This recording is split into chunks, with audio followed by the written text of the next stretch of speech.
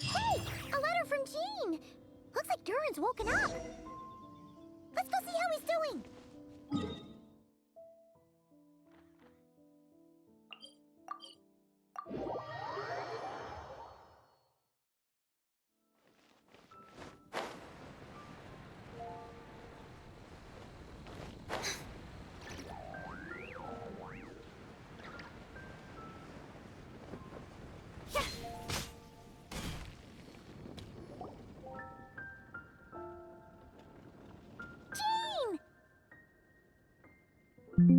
Hello, you two. I'm glad you got my letter. Durin's awake and waiting on the bench over there. I'm here if you need help. Just give me a shout. Don't worry about us. We'll be fine. Oh, hey, you two.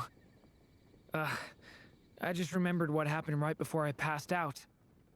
Thanks for holding me back. I shudder to think what might have happened if you hadn't. I'm fine now. It's just... a lot of people seem to have forgotten me.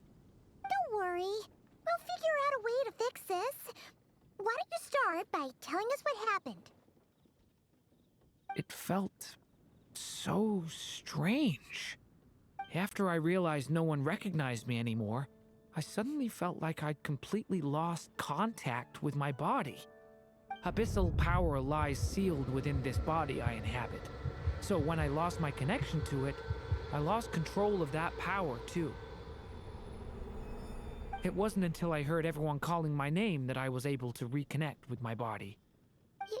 You lost contact with your body? Does that mean there's something wrong with it? Sounds like we need Albedo more than ever. I don't think the problem lies in Albedo's alchemy.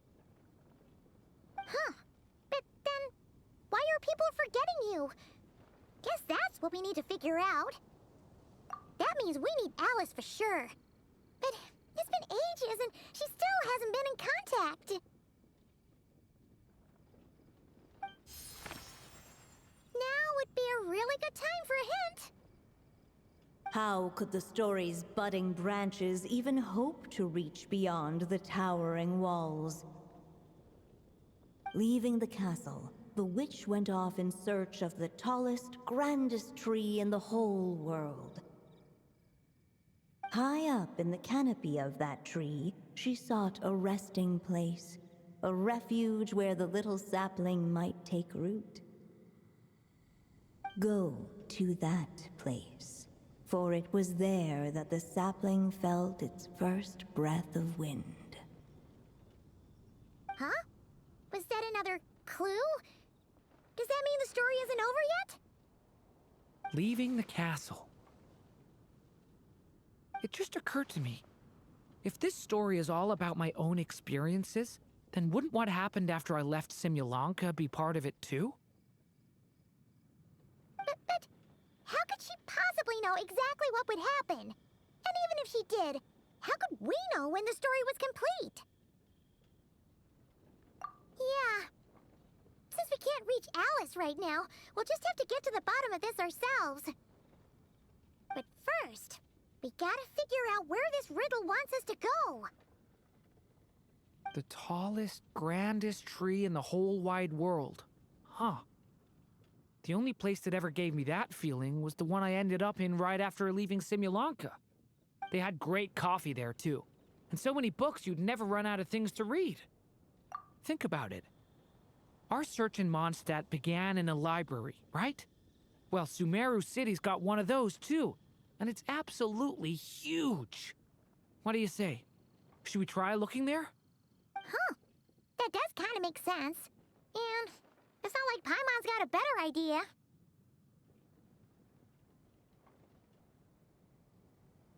Alright, let's just give Jean and the others a heads up first. Well, it sounds like you've got a plan, so I won't interfere. All I ask is that you stay safe. Albedo won't be back for some time, and until he is, we can't know for sure how dangerous Durin might be in his current state. I'm so sorry about what happened before. Believe me, I'm not blaming you, and neither is anyone else here. If anything, it's the opposite. We're all just worried about you. Worried? About me? Come with me. I want to show you something. As soon as they heard you were awake, they all hurried over to see how you were doing. You all came to see me? A little birdie told me you're working on finishing a storybook. So maybe all those people losing their memories is just a plot twist, waiting to be resolved. Miss Lisa, you always seem to know how to put my mind at ease. Please, everyone, don't worry about me. When I get back, I'll find a way to complete my mother's story, and the one we started, too.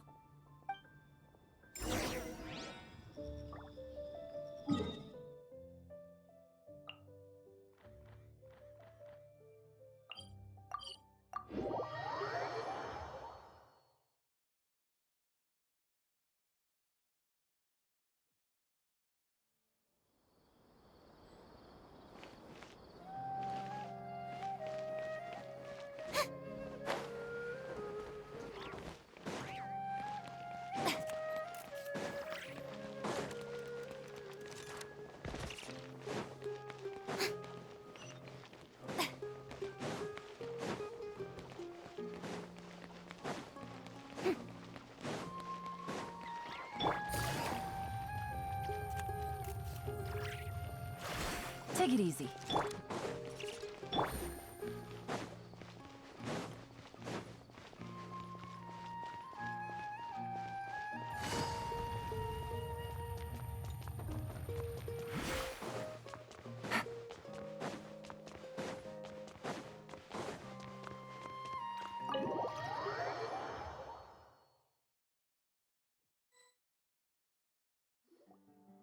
Whew. After the library hunt in Mondstadt, it's not as if Paimon was expecting this to be easy. But this... yeah... this is something else. Where do we even begin? Even the clue this time seemed kind of cryptic. Yeah. Guess the best we can do is stay on the lookout for more weird things going on.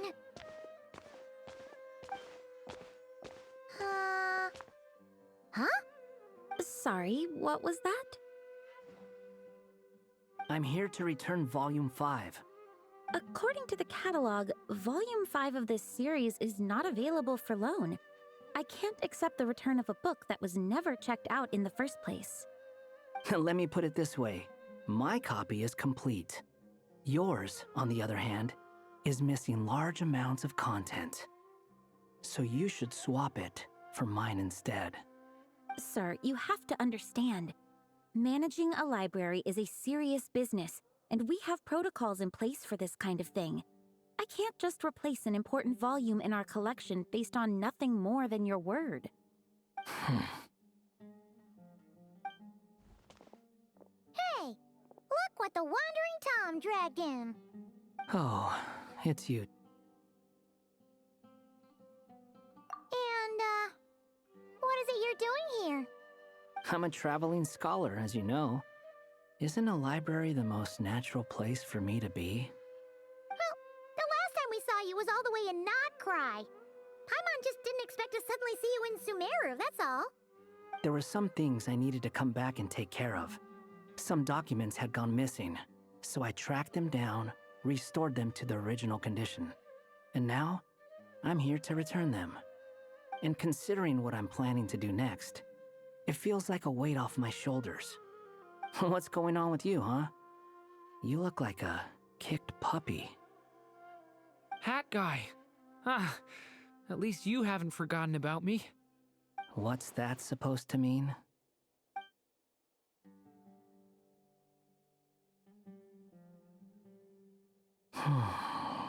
So it's been getting worse. Sounds like you know something we don't. After he left Similanka, he spent some time traveling Sumeru with me.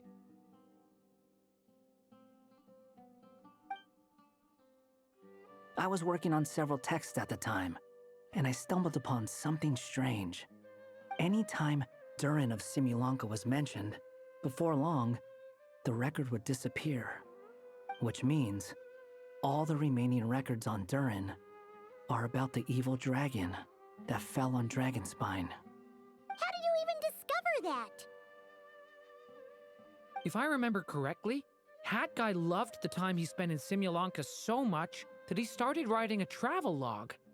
That's besides the point. The fact is, you're not affected by the ley lines of this world. I'm sure you can grasp the implications of what that means. His case is different from mine. It's more like the world itself refuses to accept his existence. It started with a few written records, but now, it sounds like it's spread to people who never met him or didn't know him well. At this rate, the whole world might forget him altogether. The whole world? But that includes all my friends in Mondstadt, and even Hat Guy, too. So that's what you've been worried about all this time? Why didn't you just tell me? There are more important questions right now, like figuring out how to fix this. That mage clearly cared a lot about her child. She left that book behind for a reason. If you want answers, isn't that the place to find them? You think that didn't occur to us already? Problem is, we need to find the memory that unlocks the next chapter first. Mind if I take a look? I just want to know what secrets this book is hiding. Besides, I've run into a bit of red tape, so I've got time. Of course. Be my guest. So, the memory we've been looking for was about you? All along?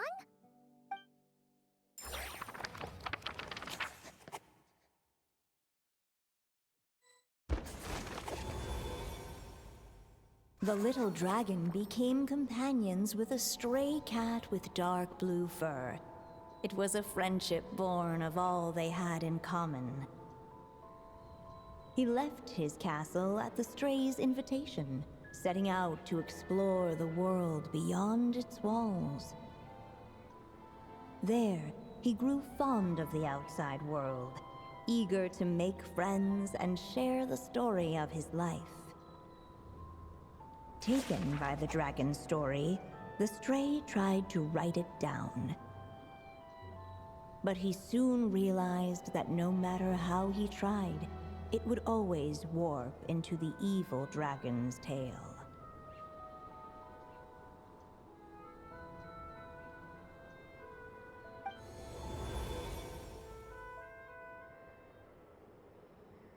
So, this is the world where this chapter takes place? Looks like we're at the... This one must be about what happened to me when I first arrived in Tevat. No wonder the memory that unlocked it was about Hat Guy. Most of my memories from that period were. Hold on. Anyone want to explain how I ended up looking like this? Maybe you've become a character in the story too. You see me as a stray cat? A wandering Tom, to be exact. You should count yourself lucky. Of all Durin's friends, your character is by far the most memorable. Maybe it's because I've known Hat Guy for longer, so my impression of him is more vivid than the others. Vivid? Then how come you haven't changed one bit? Guess that means the impression the Traveler left was so vivid, it didn't need changing.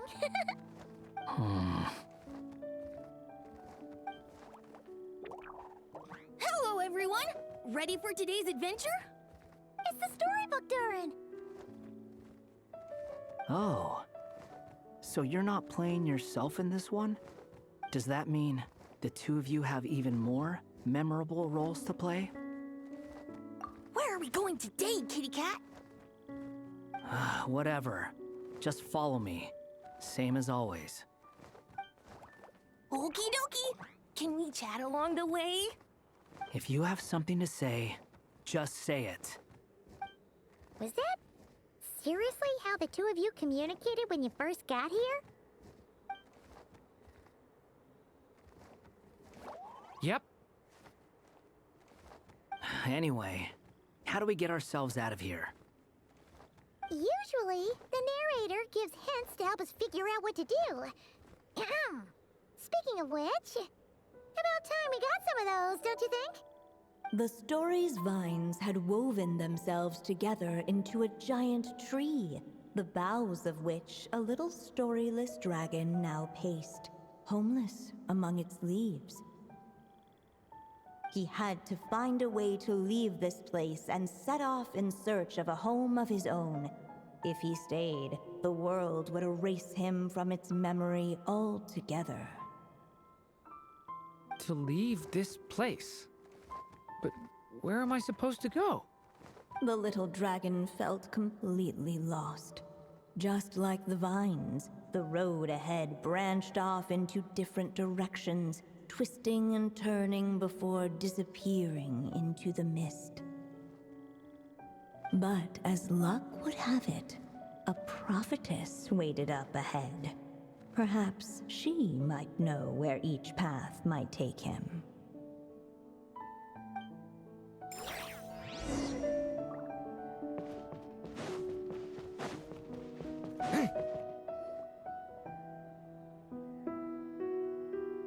Oh, you must be the little lost dragon. It's true. My friends and I are lost. This meeting was no accident. The prophetess was in fact the seer witch, here to present her promised gift. The seer witch? Oh yeah! That's Mona's teacher, right? The old hag? Insolent child. I am the seer witch, your prophetess, not some old hag. Sorry! Now, little lost dragon, I have come to bestow the gift I once promised. A prophecy. A prophecy? Hear me now, for my prophecy is this. One day, the dragon from beyond the castle shall be reborn, and none may avert its coming. The wind took the prophecy and swept it off into the distance. And so, the little dragon was shown a path to wander. As far as I remember, once that alchemist from Mondstadt learned about the prophecy, he chose to stand with you against the evil dragon. So, what does any of this have to do with you being forgotten? Oh, wise witch of prophecy! Could we trouble you with another question? As enigmatic as she was elegant, the seer witch spoke no more, for her thoughts had long since returned to the starry firmament above. Ugh! Just when we actually needed her! The seer witch was my mother's friend, so the prophecy she just gave should turn out to be helpful. Well, it's not like we've got better options. But if all we need to do is leave this place, which path should we take? Why don't we take a look around?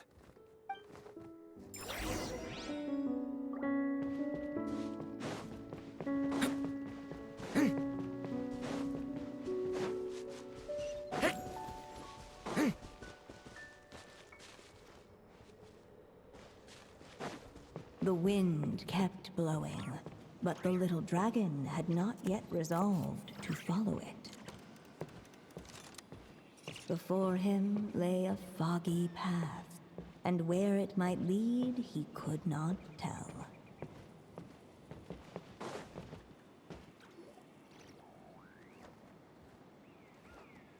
If we go this way, we'll be heading back to Mondstadt, just like we planned! Out of all the options so far, this seems like the safest, right? At least we know what happens next. He helps stop the evil dragon from returning, gets a new body, makes a whole bunch of friends, who all just forget about him. But you didn't forget, Hat Guy. I'm just saying, choosing this path wouldn't solve the main problem. You'd still end up being forgotten. Huh. I'm not against choosing this path. I just wonder what secrets it might be hiding. Let me think about it.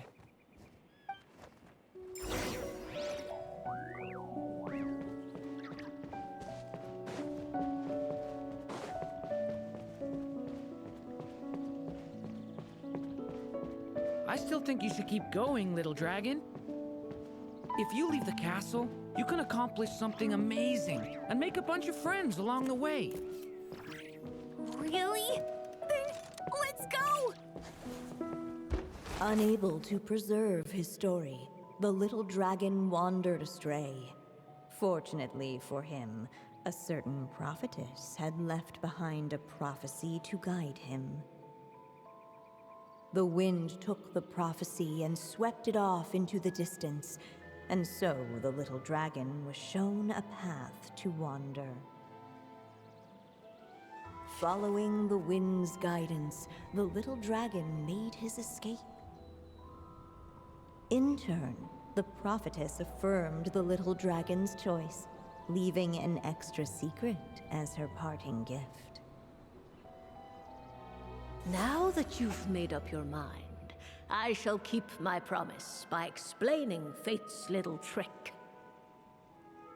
Long, long ago, the gods of the high heavens gave the world outside the castle a magic of its own.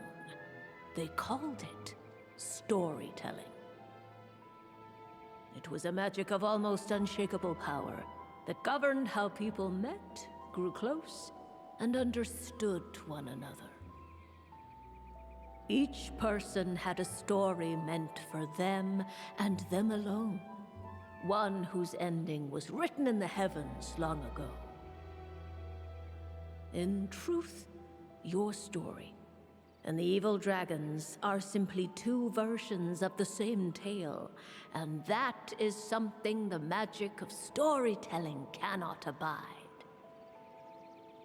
Beyond the castle's walls, your story cannot take root, for the evil dragon's tale has done so already.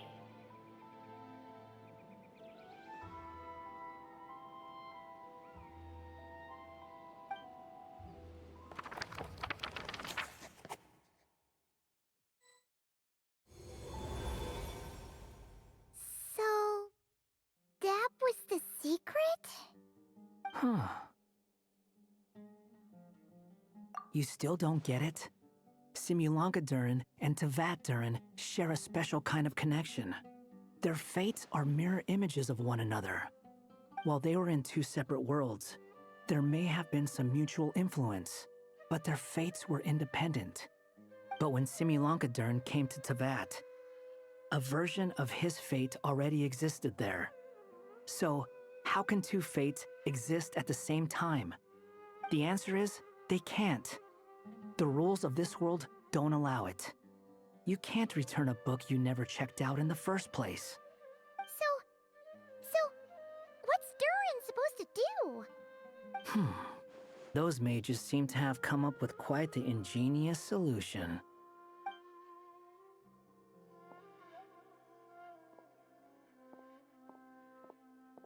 I'm here to make a return. As I said, there's no record of Volume 5 of this series ever being checked out. Then just think of this as Volume 6. Based on what I know, the author was planning on publishing another volume anyway. The catalog does have a slot reserved for Volume 6. So, this is it? Sure, let's go with that. All you need to know is, I'll be the one writing this series from now on. You... What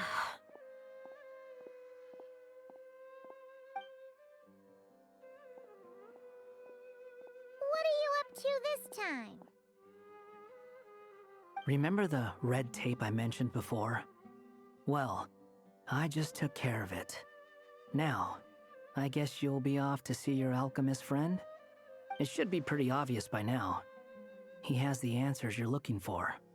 Well, we do have a whole bunch of things to confirm with Rubedo, that's for sure. But didn't Jean say he'd be gone for quite a while? I'll join you. Just let me know when it's time to go. Hat guy? Don't sound so surprised. I'm part of this story too, aren't I? I'm just playing my role. Well, yeah. But it's not that. I just feel like you want to help, but something's holding you back. When I first realized you were being forgotten by the world, I thought it might be because you spent too much time with me. I even thought cutting our ties might be the only way to fix it. Why would you think that?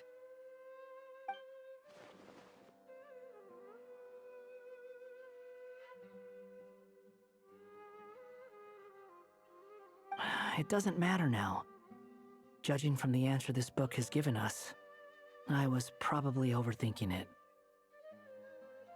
Just as well, with the ley lines rejecting him like this, the people who still remember him are his only remaining connection to this place. If that last fragile tie was broken, who can say what devastation his unbound body might unleash? And to think I'm one of the people keeping you here, instrumental in helping change your fate. Can't say I saw it coming. Well, if it's good enough for Hat Guy, it's good enough for me. After all, he is about as odd as humans get. Excuse me? With some people, even if you try asking a simple question, they'll always give you a complicated answer. And the more you ask, the more complicated it gets. Truth is, Hat Guy's just that kind of guy. Whatever. All I needed was a yes or no, so we can quit it with all the back and forth.